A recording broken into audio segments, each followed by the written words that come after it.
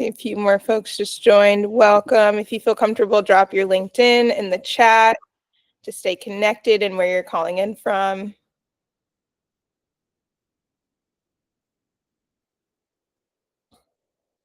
We'll just give it a few more moments.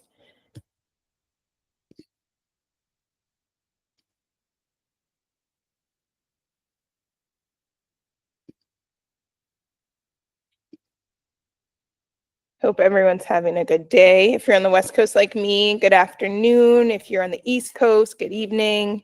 If you're somewhere else in the US or outside the US, maybe good morning.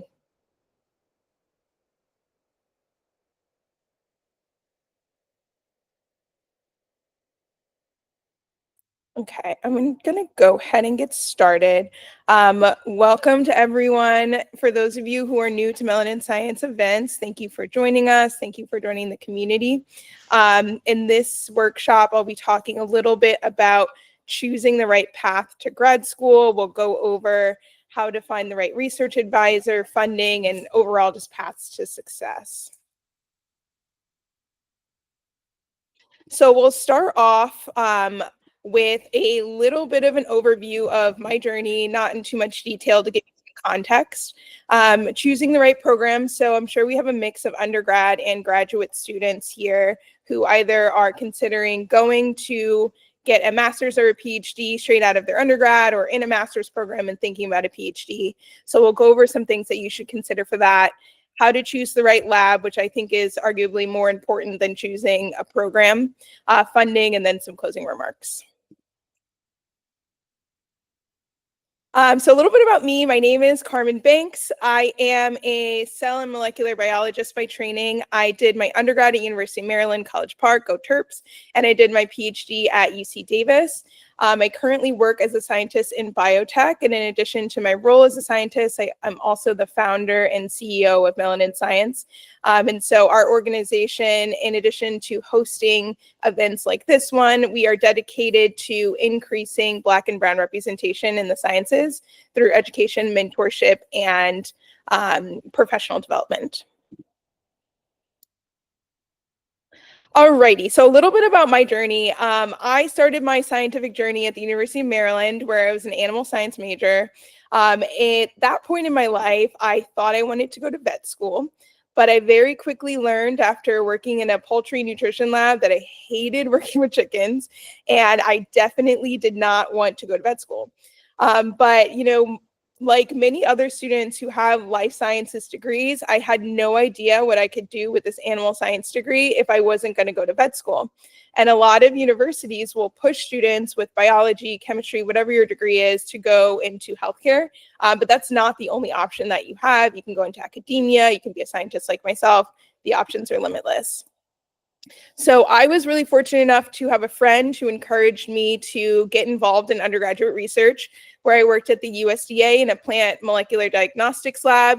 And that's when I realized I loved doing bench lab work and wanted to pursue that as a career long term. I took a year off between my undergrad and grad school and worked in a human IVF lab as an andrologist.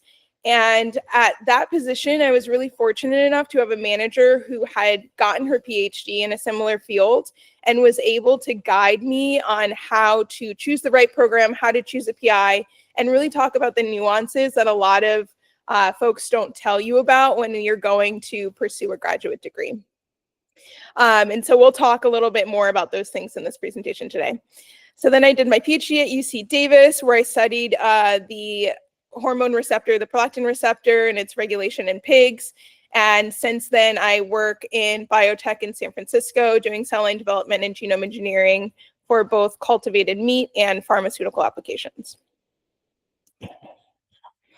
So those of you who are an undergrad thinking about going to graduate school, or those of you who are maybe in master's programs thinking about going to PhD, I think it's really important to understand that graduate school is very, very different from undergrad, and it's definitely nothing like professional school.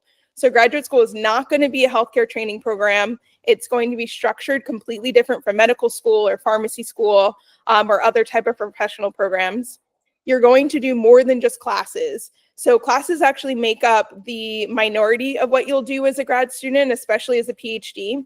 Um, and that if you are doing a PhD, let's say that's 5 years, maybe 2 of those years will be classes, and the remainder 3 years will be primarily research. And lastly, graduate school is definitely not easy. It's not a party situation where, you just go to classes, you study for exams, you can do whatever afterwards. It is a very challenging time, both academically, mentally, psychologically, because it's a lot of work. But it's also very rewarding for what you want to do afterwards and a lot of the soft skills and also the technical skills that you gain. So I like to describe graduate school in three large buckets. And of course, it's not limited to these three things. But one of the primary things that you'll be doing as a graduate student in grad school is research and grant writing. So like I said, the majority of what you do is not going to be just classes. If you're in the life sciences, perhaps biology like myself, you might be doing actual hands-on lab work that could entail pipetting, or if you're in more informatics, it might be a lot of coding, or if you're doing live animal studies, you might have to work with animals. And so a large portion of what you'll do as a grad student will be research. And depending on the funding situation, you might have to be involved in grant writing as well. And those grants are what's going to fund you and your research as a grad student. You'll also do a lot of science communication, and that science communication comes in many different flavors. So that could be presenting your research externally at conferences, whether that's within the US or outside the US, but that could also be communicating your science internally at lab meetings, or maybe at different conferences at your school or conferences at your department. And then there's also a lot of teaching and mentoring that's involved. So as a graduate student, depending on your program and depending on the funding, you might have to serve as a teaching assistant. And we'll go into more detail about what that entails. So you might even be required to serve as a TA. For my program, every grad student had to serve as a TA for at least one quarter. And then there's also a lot of mentoring. So you might have undergrads that work in your lab that you'll be able to mentor, or even junior grad students if you're a PhD, that you'll train master students or undergrads that are working as well. And then one last big picture thing I like to go over, especially in this funding climate for academia specifically, where I'm sure a lot of you are aware that funding is being pulled from science right now. Really critically think about why you want to go to grad school, and if that's the right fit for you at that time. So I think some really good reasons to go to grad school, and one of the reasons that I went to grad school is because my career goal, so I knew I wanted to be a scientist, required me to have a PhD. So if you want to be a professor, if you want to be a principal scientist, if you want to do something that's more advanced, then getting that PhD or a master's is a really good idea. Or if you feel really, really passionate about a particular subject. So a lot of folks might be affected by specific ailments or different health concerns. So you have folks that have family members that had specific types of cancers, and then they'll go and do their research for that particular cancer because they really want to advance that field. So those are great reasons to go into grad school. You definitely don't want to go to grad school just because you don't know what to do. It's a huge time commitment. If you're a PhD student, you're looking at least 4 years of your life that you're going to spend in grad school. It's fun in that you meet a lot of people, you learn a lot of things, but it's definitely not a good time like undergrad is. So you don't want to just jump into this PhD because you have no idea what else to do. You also don't want to go directly because you're avoiding the job market. I do acknowledge that this job market right now is very unforgiving. It's pretty tough. But if that's your sole reason for going to grad school, I would encourage you to maybe think about some other alternatives that you could do.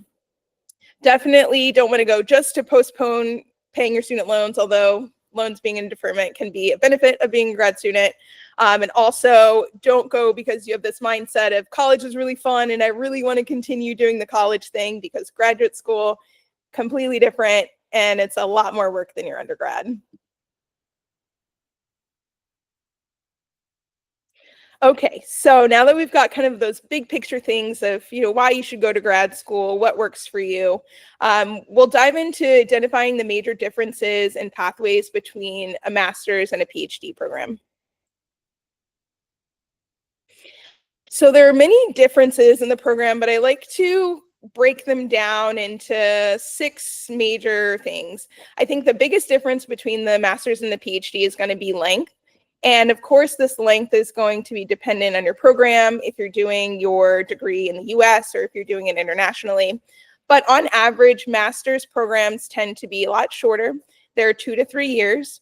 And PhD programs on average are about 5 years, but again, depending on the program, can take 3 or 4 years, or I have colleagues who have been PhD students for 6 or 7 years. So you're really looking, again, at a significant time period that you'll be still in school. The depth that you'll go into for your particular subject for a master's degree is going to be pretty moderate, again, because you only have 2 to 3 years there. But for a PhD, you'll be going very in-depth. And by the end of your PhD, folks will consider you a master in your particular field of study. In terms of funding, most master's and PhD programs are typically funded if you're in the life sciences. Sometimes they're not, but typically graduate students are able to find funding one way or another. And it's more common for PhD versus master's students.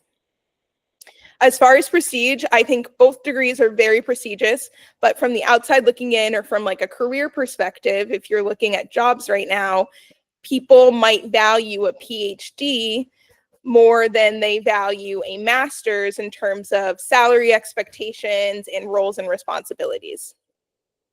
Of course, when you finish that PhD, you'll have the doctor before your name, and you'll have the PhD letters. You won't have the doctor with the master's, but you will have those acronyms MS. And I will say, I love to be really transparent about salaries with this.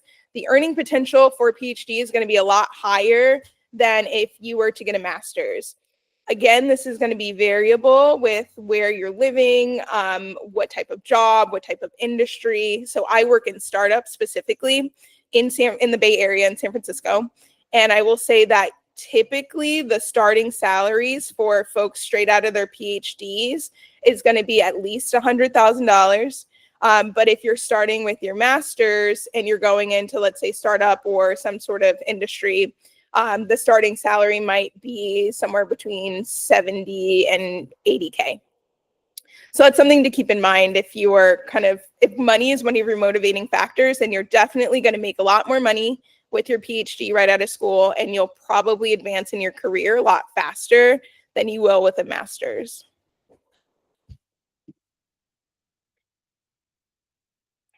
Okay, so as far as choosing the right program, I'm assuming we have a mix of undergrad and grad students. And at this point in the application process, if you have applied already, you're likely thinking about what program is the right fit for me, and you might be coming up on interviews for particular programs. And so there are 2 things you should really think about: program reputation and research fit. Oftentimes, folks will prioritize one over the other, which I think is fine, but there are things that you should really consider when choosing a program if you're solely choosing it on one or the other.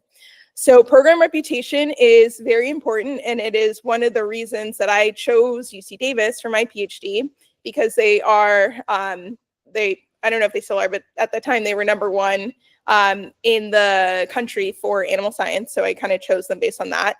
And when you go to a university that has more prestige and recognition, they tend to be a lot better connected as far as their alumni networks and career placement. So they might have more resources for students to do internships, or they might have more resources for students to be funneled into different industries. I know UC Berkeley specifically is pretty good at that, with funneling students into like entrepreneurship, startups, and things of that sort. Programs with a really good reputation and with prestige also tend to have more resources and funding for grad students specifically. So you might not have to teach if you go to a lab that's really well funded or a prestigious university, and they might have more connections and opportunities for collaborations. Although going to, let's say, an Ivy League graduate program is awesome on paper, and it would probably be awesome for you as you progress into your career, you also really have to think about research, because again, you're going to be in this degree for at least 4 years if you're doing a PhD, and at least 2 years if you're doing a master's. And so if you are thinking about what's a good research fit for me, you really want to critically think about, like, does this lab or does this research align with my interests? Are there faculty members that are in the field that I want to be in that could serve as mentors to me to help me get to where I want to be long term? Something that is really, really huge, and we'll talk in detail about this, is lab culture and your advisor mentorship style. That can honestly make or break your experience as a grad student. So I recommend that all students prioritize culture and your advisor more than you prioritize program reputation, because it's directly related to your overall satisfaction and happiness as a grad student.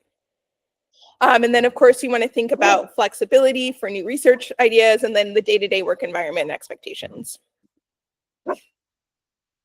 So in reality, it sounds great to prioritize either program reputation or research fit, but what you really want to do is find something that's a happy medium. So somewhere that's going to make you competitive in the job market when you finish school, somewhere that's going to have funding for you as a graduate student that can fund your research and also pay you that stipend as a grad student, somewhere that has a robust program as far as their support and infrastructure. So that's huge. Need assistance with any financials, or if you need to switch labs, or if you need anything related to your grad degree, you really want to prioritize a program that has that infrastructure to help you succeed. Work-life balance, overall satisfaction, huge. We'll talk about that. And then opportunities for growth and collaboration. So when you are sitting down with all of your list of possibilities of grad schools that you can go to, that you've got accepted to, really think about, where's my happy medium between program reputation and research fit?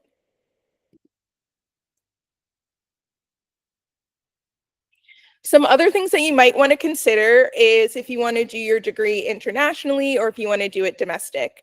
I did my degree domestic here in California, but there are a lot of advantages to doing your degree internationally. One of the biggest advantages of doing your degree overseas is that they're typically a lot shorter.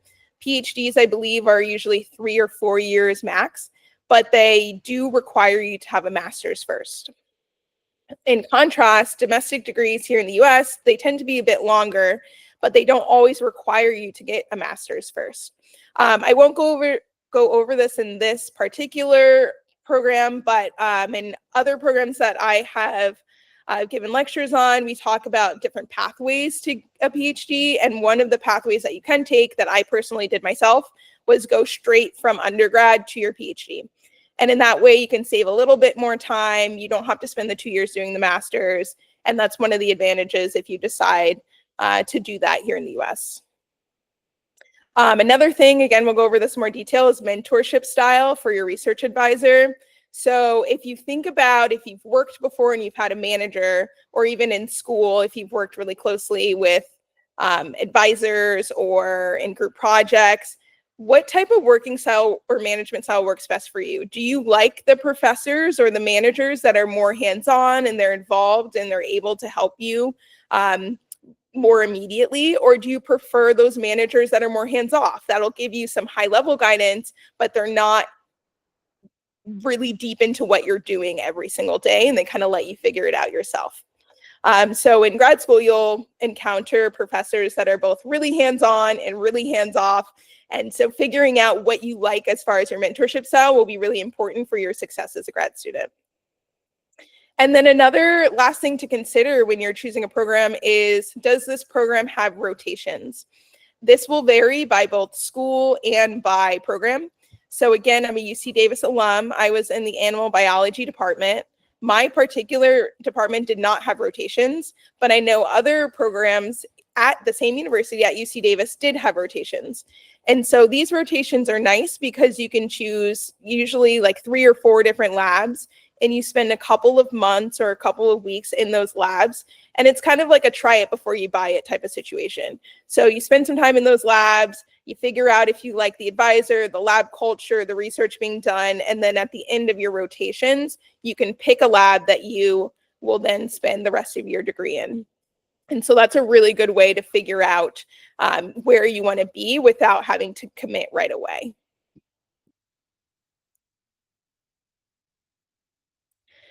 Okay, so now choosing the right lab. Again, one of the most important and vital things that you will do before you get to grad school that will be imperative for your happiness and your overall success as a grad student.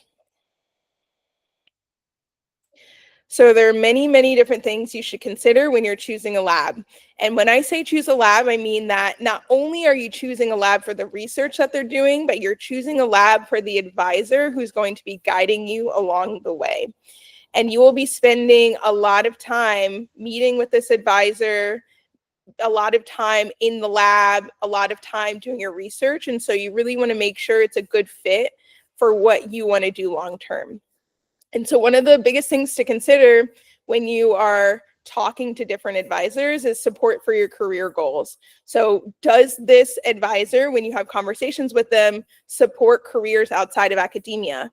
There are a lot of advisors that really promote students to go into academia, which is great if you want to stay in academia. But if you know you want to go into industry or policy or government, and that professor doesn't seem supportive of that, that's probably not a good fit for you. Alongside with the mentorship style, again, you want to think about the day-to-day involvement. So how hands-on is this professor? If I am struggling with an experiment or I can't figure something out, can I just go walk to their office? Are they going to be available? Or will it be a situation where I can't get in touch with my advisor because they are always traveling and I have to figure it out myself? Personality type, again, is huge. So does their personality type mesh with mine? Will this person set me up well for professional and personal growth? So how involved are they in that? Communication style, huge. You will be communicating a lot with your, what we call PIs in grad school, private investigator, principal investigator, also known as your advisor. Schedule and research flexibility is also really big. So we'll talk a little bit more about this, but how often does the professor expect their students to be working in the research? Technically, you are a student, and in some cases, you might be an employee if your funding is coming through a research assistantship. But at the end of the day, we're all humans. We're not just workhorses. And so there are many labs that kind of foster this environment of competitiveness and always working in this really toxic work environment. And so if that is something that you definitely don't want to be a part of, you should ask those questions to determine if that's the type of environment that's going to be cultivated in that lab. Research flexibility is also really big too, especially for your career development. So oftentimes you will be assigned a project for your PhD or your master's, but there sometimes will be opportunities for you to be on other projects. And the ability to be on other projects both allows you to gain more publications, which look really great for when you're going to apply for jobs or postdocs, whatever your trajectory is after graduate school. But it'll also give you the opportunity to learn new skills and to be a more well-rounded scientist. Of course, work-life balance. Funding is huge. We'll talk about some questions to ask your potential advisors about funding. Average time to complete degree.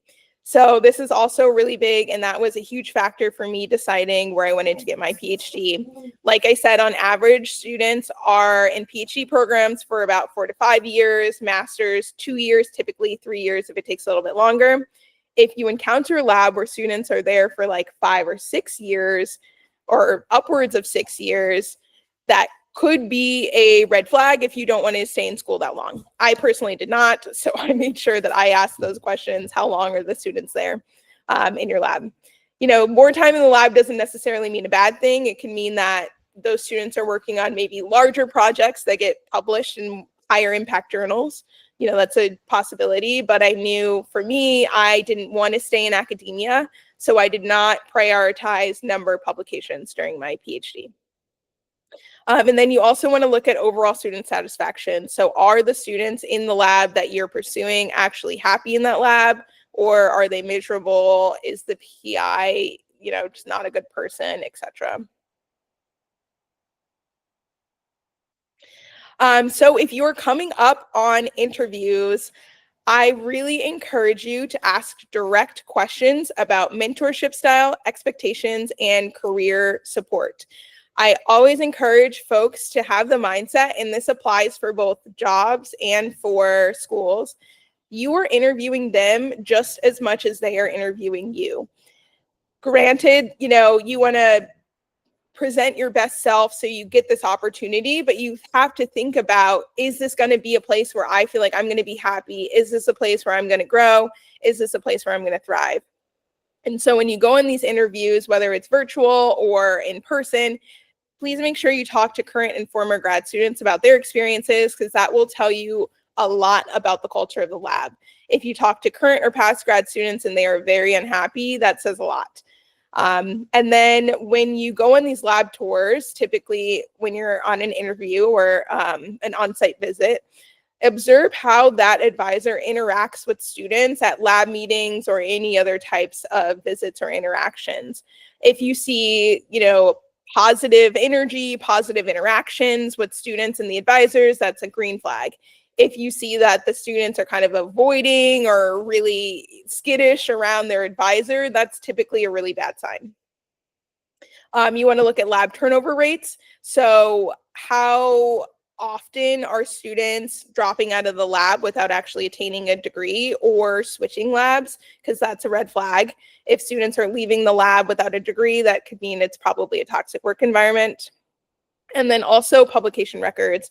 So if you are someone who knows they want to go into academia after their graduate degree, publications will be very important. So if that is something that's a priority to you, you might want to look at the impact of the journals that person is publishing in, but also to see how many authors are on those publications. Typically, when you're publishing a paper, there's a lot of work and a lot of people that are helping support the work and generate the data.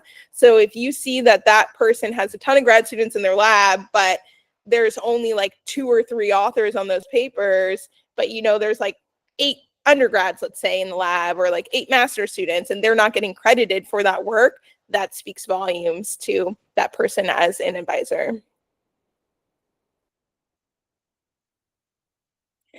So as you start to interview potential advisors for your grad schools, I wanted to go over some green flags that you should look for, and you can pretty easily tease these out just with simple conversations.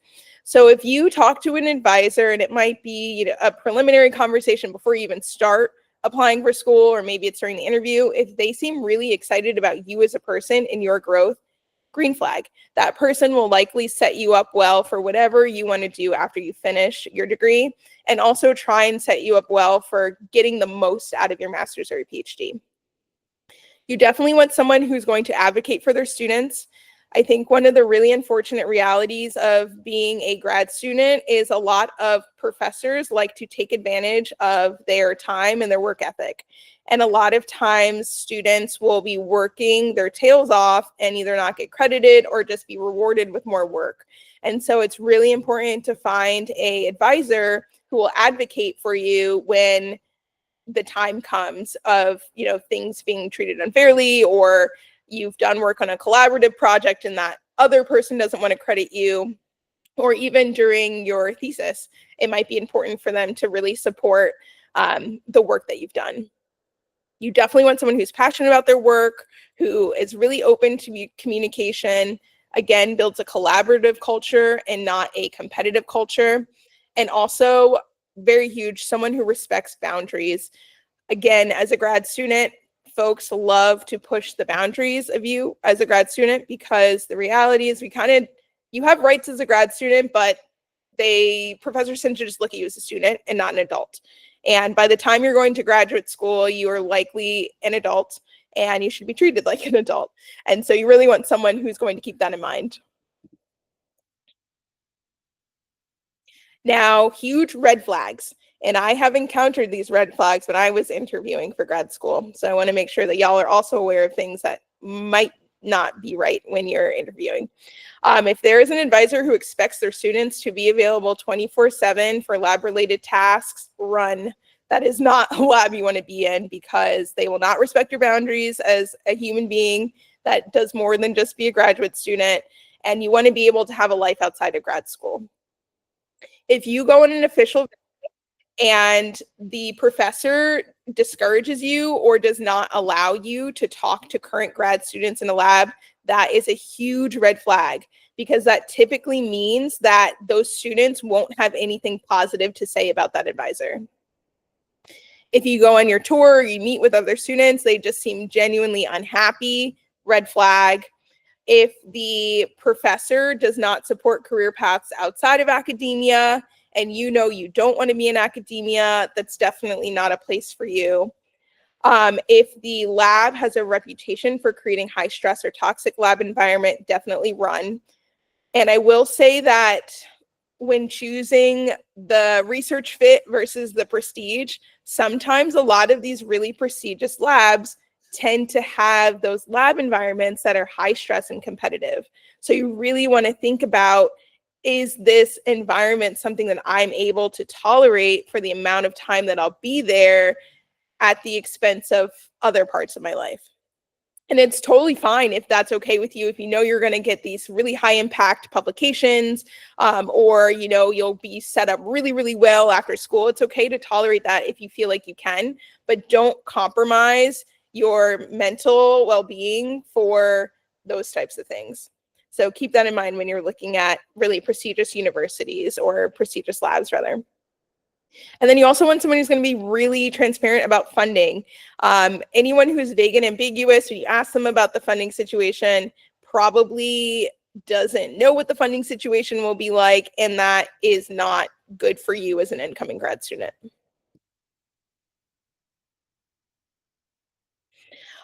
So if y'all want to take a picture of the slide or a screenshot of the slide, these are some questions you should ask during your interview.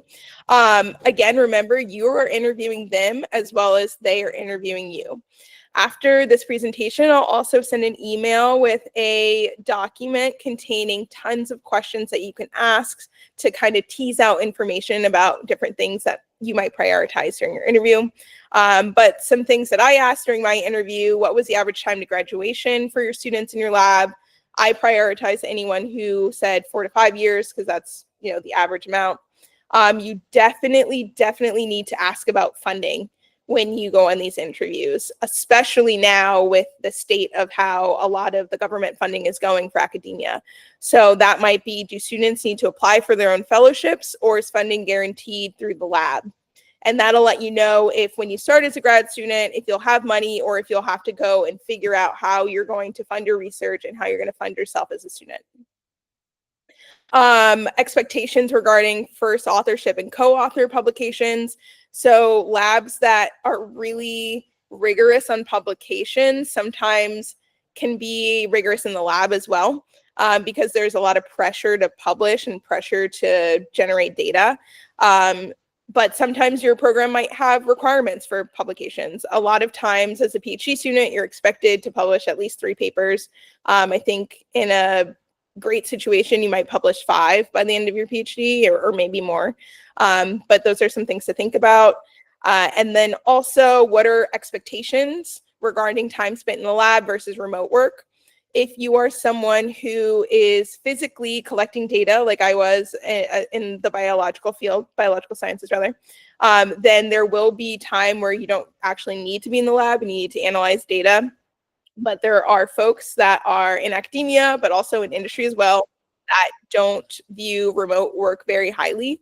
And so you'd want to figure out what that person's stance is on that type of thing as well.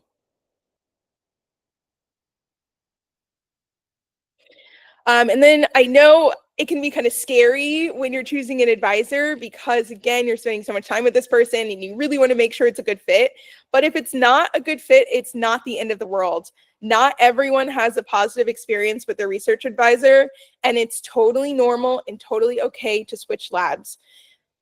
may or may not impact the time that you graduate. So if you switch labs to a different department, for instance, and that department has different requirements, you might have to spend a little bit more time in school to fulfill those requirements for the other program. Or maybe that professor that you switch to is adjacent to one of the professors that you work with, and it doesn't impact your graduation time. But the most important thing is that you're prioritizing yourself and your mental health. So no degree, no job, no nothing is worth your mental health and worth yourself. So really prioritize what's going to make you happy. And again, prioritize what's going to help you maximize your experience, because this is your degree. It's no one else's degree. So if you feel like you're not getting as much as you can out of this degree in the particular lab that you're in, don't hesitate to switch. Some other alternatives to switching to labs are co-advisors. So there's some folks who have two main advisors or two PIs, and sometimes that can help with mitigating some issues or even just helping you stay on track. If you have one advisor who's really busy and is more hands-off, then you can seek advice and guidance from the other advisor. Oftentimes for PhDs and master students, you'll have different committees. You'll have a thesis committee, and then you might have a mentorship or an academic committee. If you feel comfortable, lean into those folks as well if you're having any issues or if you have any questions, because they're ultimately there to help you succeed. And then if you're experiencing any inappropriate conduct in whatever way, shape, or form that is, don't be afraid to approach your department heads or HR. Like I said, a lot of professors tend to take advantage of grad students, of their work ethic, of their work, of their time, of their boundaries. And so sometimes it can feel like a place where you don't have any power, but please do not be afraid to approach the appropriate people if you are experiencing anything that you deem as inappropriate. Okay, so moving on to funding your degree and how you will be paid as a grad student. So one of the cool things about getting a PhD and a master's in the life sciences specifically is that they are usually free and you get paid to do it. Albeit you're not getting paid like an industry salary, but you are getting a stipend to support your living while you're a student and pursuing this degree. And so students usually will receive what's called a tuition remission, and that will come from some sort of funding institution or university that'll pay your tuition for you, as well as all the associated fees. And then the stipends that you get, in addition to your tuition remission, will typically come from three main sources. So it can come from a TA-ship. And so that is you teaching a lab or a discussion section and might require you to grade papers, proctor exams, have office hours, etc. That's a little bit more time consuming. It can come in the form of a research assistantship, where you are technically, quote unquote, hired by your PI or some sort of researcher to complete your research. This is one of the better situations to be in because you don't have to do anything extra. It's literally just doing your normal research responsibilities, but you're now being paid as a research assistant. And then lastly, through fellowships and grants. And fellowships and grants can come from many different institutions, whether it's internal from your university or external sources, such as the government or private institutions. So diving a little bit into TAs or a teaching assistantship, I was a TA for 4 out of 5 years of grad school. And that's because I had to TA because I didn't have funding to not TA. And I loved teaching personally. I did not mind it at all. I feel like I gained a lot from being a TA, both with soft skills and with technical skills and communication. But those responsibilities typically entail teaching a lab or a discussion section, providing feedback to students through office hours, and grading homework and assignments and proctoring exams. The workload can vary depending on which department you're teaching for, who you're teaching for, and the type of course that you're teaching. So for me, I was a TA for a lab section for some quarters, and then for other quarters, I was basically teaching an entire course really for one of the classes that I was TAing. The workload is typically no more than 20 hours a week because I think it's supposed to be part-time, depending on the university that you go to. I know UC Davis now is protected under the teachers union, but that might not be consistent for every single university. This type of funding is typically the most time consuming when it comes to the amount of work that you have to do in order to get the money. So again, in addition to doing everything that you need to do to complete your degree, so that's writing your dissertation, collecting data, performing research, going to conferences, publishing papers, you then have this additional responsibility of being a teaching assistant. And so that can be time consuming. It might be required for one or more semesters or quarters, again, depending on your school and your program. But it is one of the most common ways that grad students will be funded throughout their degree. The next, like I said, research assistant, RA, or a GSR, graduate student researcher, is one of the most ideal ways to get funding. So you're hired by your PI to complete your research, and you're not really doing anything extra than what you would already be doing as a PhD or master's student. So that's really great.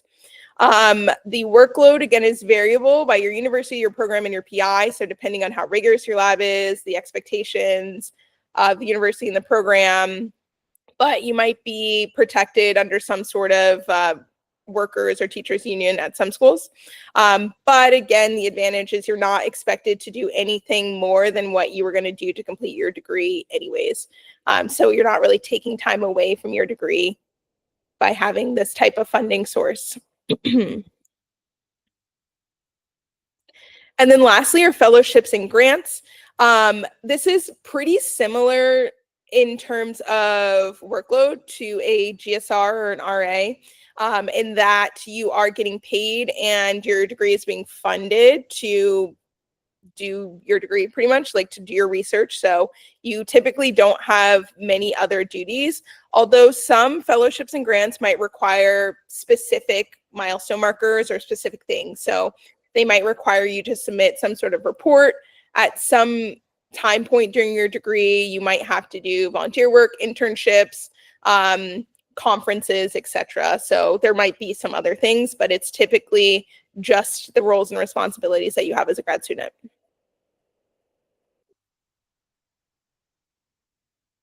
And so there's many different fellowships and grants out there. Again, the funding climate now with the government grants is a lot different than it was just 6 months ago. But some of the big sources of fellowships and grants, or fellowships really, for biological sciences were the are the NSF, National Science Foundation, the National Institute of Health, the NIH, and the USDA. Typically, the NIH and USDA will provide large grants for labs. So I know the lab that I was in had a large grant from the USDA. We also got one from the NIH. But as a grad student specifically, you can apply for NSF grants, and that will fund you as a grad student. There's also private foundations. So the Ford Foundation and the Hertz Foundation also provide fellowships and grants for graduate students. I know for Ford Foundation, I think you have to, if you're a PhD student, you have to be at a level that's before you take your qualifying exam. For the NSF grant, I think you can be, don't quote me on this, it might be before qualifying exam as well, but students typically will apply for this before they have even started grad school. So you can be awarded an NSF grant before your first year of grad school, which is really nice. And then there's also internal grants and fellowships. So I was able to get one of these internal fellowships at UC Davis. They are typically advertised through your university and or through your department, and their requirements might be different. So it could be diversity-based, it could be research topic-based, location-based, many different opportunities. So while you're interviewing for schools and thinking about where you want to go, you should also consider the amount of grants and fellowships that are available for students at that university internally.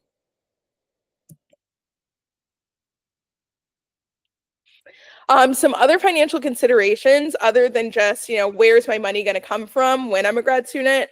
And I think this is huge, especially someone who lives in a very expensive area in the Bay Area. You want to think about the stipend relative to the cost of living.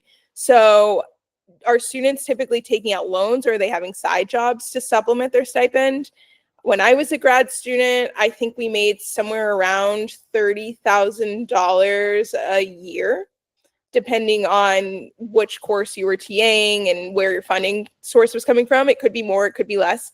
But, that was not a lot of money to live in California.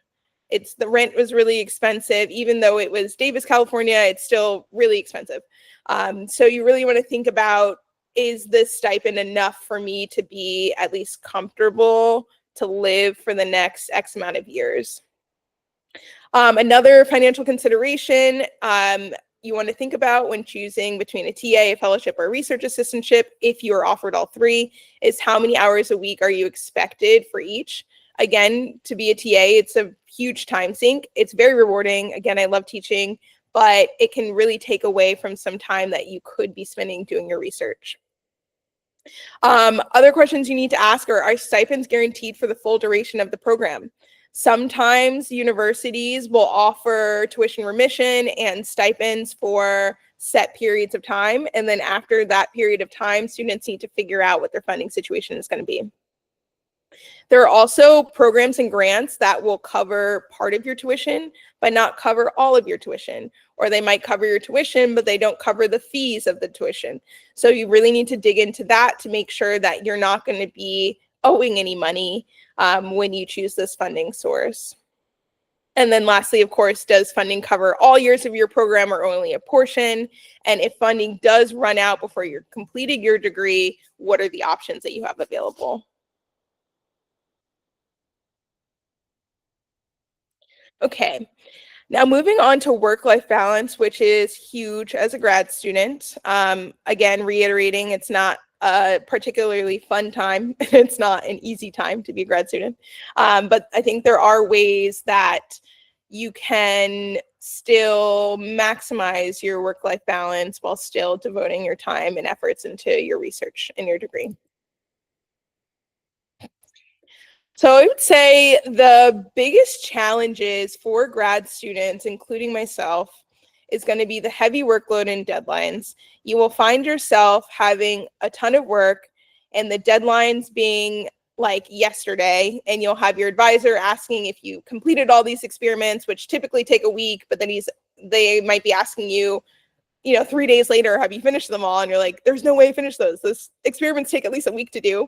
And so sometimes that pressure and those deadlines can be very, very overwhelming. I think there's also sometimes students struggle with the broadness of a PhD and how there's no set timeline. So if you go to medical school, you're going to finish in 4 years as long as you do whatever you need to do to complete your degree. For a PhD, it is not like that. Again, I have friends who finish their PhD in 7 years. I finished mine in 5. I have a friend who finished theirs in 3.5. So it's really variable. And sometimes that can be kind of stressful to not know when you're going to finish and for your fate of your degree to be in the hands of your thesis committee. Sometimes there can be a lot of pressure to publish if you are in a lab that's really rigorous, or if you have a program that requires a certain amount of publications. And the reality is that science is hard and sometimes it doesn't always work. And not being able to publish isn't always in your control. And that can be something that's really difficult to grasp when you have this pressure to publish, but your science isn't working. For postdocs specifically, and for some PhD students as well, there might be some stress with securing funding. So where am I going to get funding for my research? I'm sure a ton of students now are having that exact pressure to figure out where their funding's going to be if their funding got pulled. Lack of boundaries between work and personal life, huge. They typically bleed into each other, even though they should not, because of the way that the grad school culture works. But that can be really challenging. Advisor and peer expectations, and then of course financial stress, because although you're getting paid a little bit of a stipend, you're not getting paid a lot, and it is a really uncomfortable situation to be in with the amount of money that you're given. Like, it might be just enough money to pay your rent and pay your bills, but it's definitely not enough money to be living super comfortably. So some strategies for maintaining your work-life balance. I wish I had done this when I first started grad school because I did not, but I did do it when I first started working in industry, is to set really, really clear work boundaries.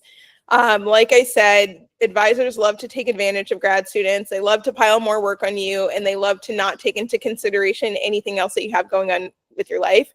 You might have kids, you might have family, you might have health issues, whatever it may be, sometimes they don't care. And so it's really important to set those boundaries early when you join a lab so they know that this is not what's going to happen. Definitely prioritize self-care and exercise. I got really into fitness when I was in grad school because that was one of the things that helped me de-stress. But whatever self-care looks like for you, try and prioritize that as much as possible. It's a lot easier said than done, I know, but if you can just dedicate maybe even one day a week to going for a walk or going to the park or getting outside or whatever that might look like for you, binge watching TV, sometimes that's self-care for me. Definitely do that to maintain your sanity as a grad student.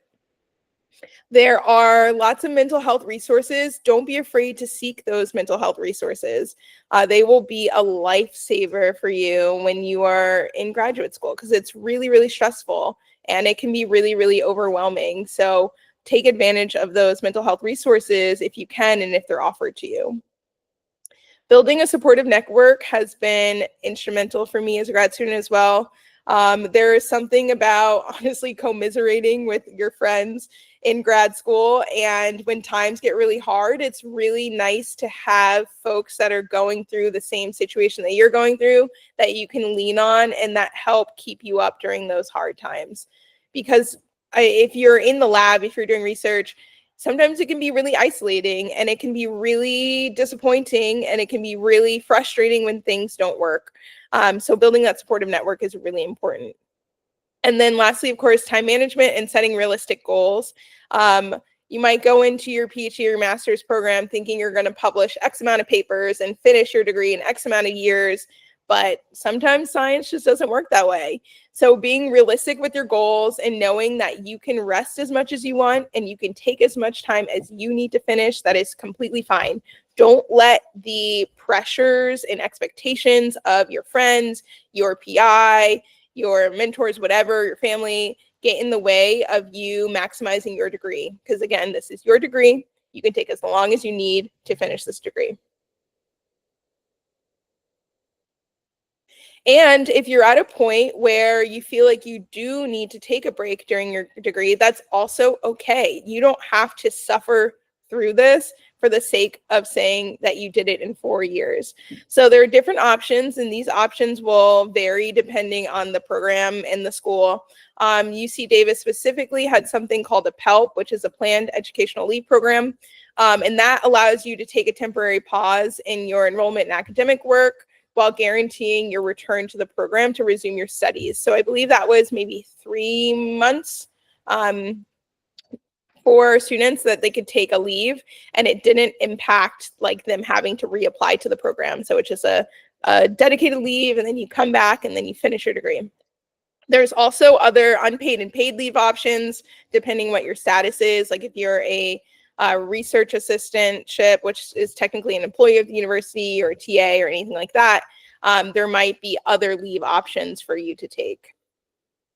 Depending on the program, you might be able to do a part-time enrollment instead of a full-time enrollment. Understanding that it might take you a little bit longer to finish your degree, but if that's what works for you, then that's totally fine as well. And then if you're at a point where you are finishing up your undergrad or finishing up your master's and you're applying for a continued graduate program, you can defer your acceptance to the next semester or to the next quarter, which will give you a little bit more time to rest, to recharge, or to think about your decision and what you want to do.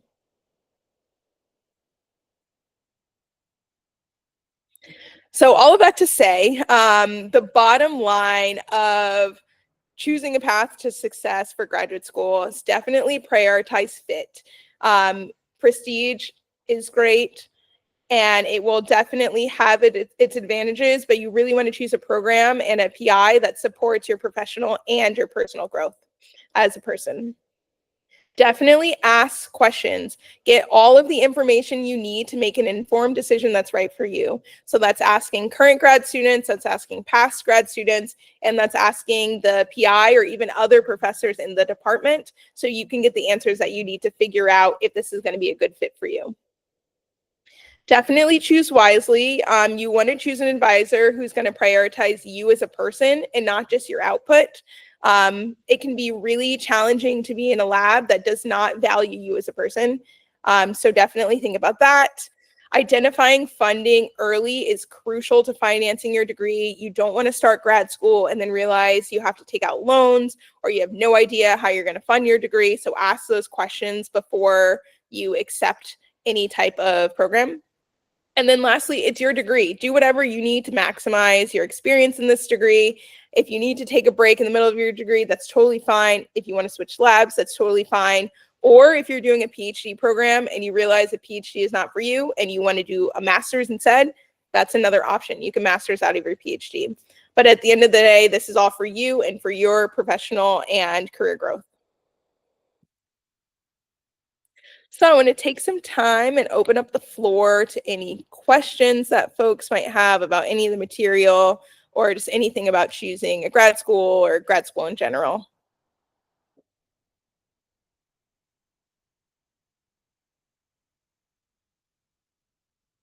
And if you feel more comfortable typing the question, you can do that.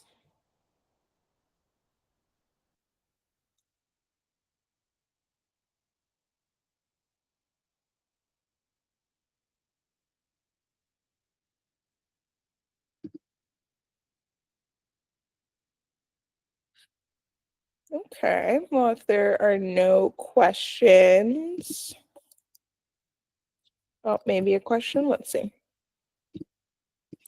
Yeah, so there's a question in the chat. Will slides be and recording be available for us to access? Absolutely. You will get an email after this presentation. I will send you guys a PDF of a bunch of questions you can ask your PI to find the right fit, as well as a link to this recording. We have a YouTube channel, so it'll be up on our YouTube for you to refer back to if you need to. But before we depart, I also wanted to quickly plug some other programs that MelanInScience has coming up. So we have our registration open for our STEM Connect program. This is our second cohort. If you are an undergrad or a grad student who is thinking about transitioning to the workforce, this program is for you. So we will have 4 weeks of virtual workshops and seminars on different topics in industry. We'll have an industry tour in the Bay Area if you're local here, and also an in-person networking event, and then also some academic and professional development events. If you're interested, you can register if you're an enrolled student. It is completely free. So you can attend our virtual events if you are not within the Bay Area or California. But if you are in the Bay or in California, then you have the opportunity to go on these industry tours.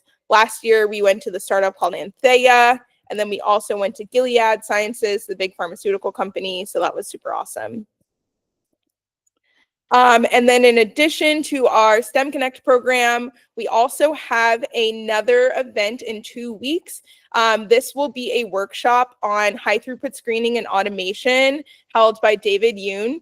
And he will go over what the field looks like, how to break into that field, and all of the in-between. So if you are maybe in biology and computer science and engineer, any of that, this workshop would be applicable for you because it's a really, really cool new and novel field that's emerging in biotech.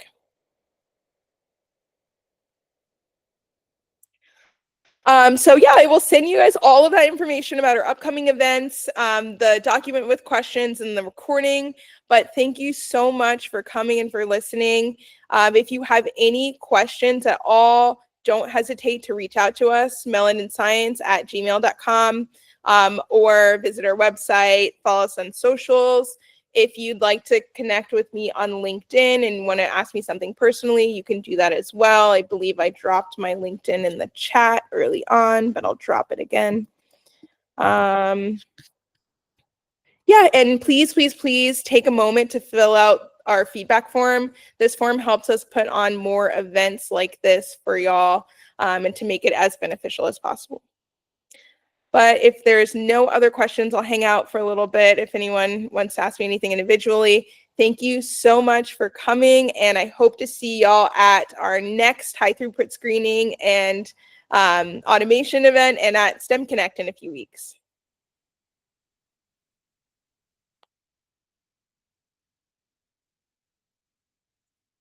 Hi, Carly, you can go ahead. I had a quick question. If we're interested in doing industry after PhD, do you have any suggestions for what we should be doing during grad school to kind of get ready for that experience or build our resume? Or is our degree enough for that, That those is positions? Yeah, that's a really, really good question.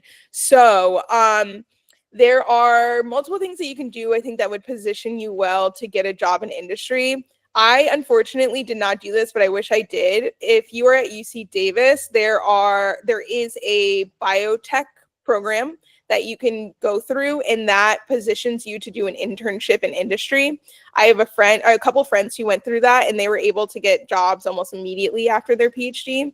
So if you have the opportunity to do an industry internship at some point during your degree, whether it's through like a program or even just individually through the industry, the company itself, I highly recommend that.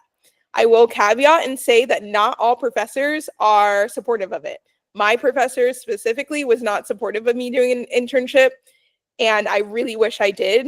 I ended up getting a job in industry fine, but I think it would have set me up better with more options if I had done an industry internship. I will also say another thing that might help position you well is choosing a lab that gives you research that's going to be more applicable for industry jobs. So I was lucky enough where I had a PI. I was in animal biology, and he knew that I wanted to go into industry, and my other lab mate wanted to go into academia in ag specifically. So for her PhD project, he had her do more live animal studies because those live animal studies were in those publications were going to be more valuable for postdoc positions and professorships afterwards. But for me, he positioned my project to be more in vitro. So I was doing a lot more cell and molecular biology, which really benefited me when I was going to apply for jobs. So think about kind of like the research project, if that's applicable for you. And then like what type of skills that the jobs that you want to be in after you finish your degree require, and then try and get involved in projects that involve those particular things. Okay, great. Thank you. And then I had one more question. Mhm.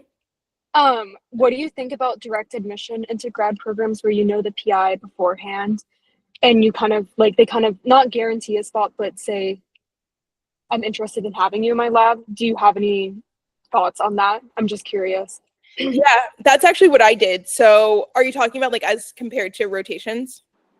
Yeah, because I guess my concern of doing direct admissions is that I would miss out on doing the rotation aspect and feel like that would be good for networking, but I'm not sure. Yeah, for sure. Like I said, I did direct admission. I went straight from my undergrad to my PhD. I think it had its advantages in that it took me a little bit less time, and I did a lot of vetting with the PI beforehand. So a lot of the questions that I was telling y'all to ask potential PIs are ones that I asked that helped me make a more informed decision. From the networking point of view, I think that that will come as a grad student regardless. You'll get to meet tons of other professors through classes, through collaborative research, through teaching if you have to teach. So I wouldn't worry too much on that end because you'll definitely get that as a grad student. But I will say if you do the direct admission, I would want to feel confident about that PI before I made that decision. I don't think I would make that decision if I had some sort of hesitation about the lab. Okay, great. Thank you. Yeah, no problem.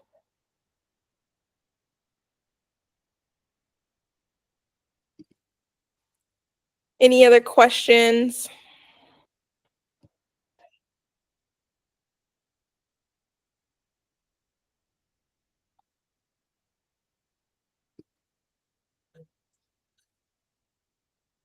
Alrighty, if there's no other questions, I'll go ahead and end the meeting.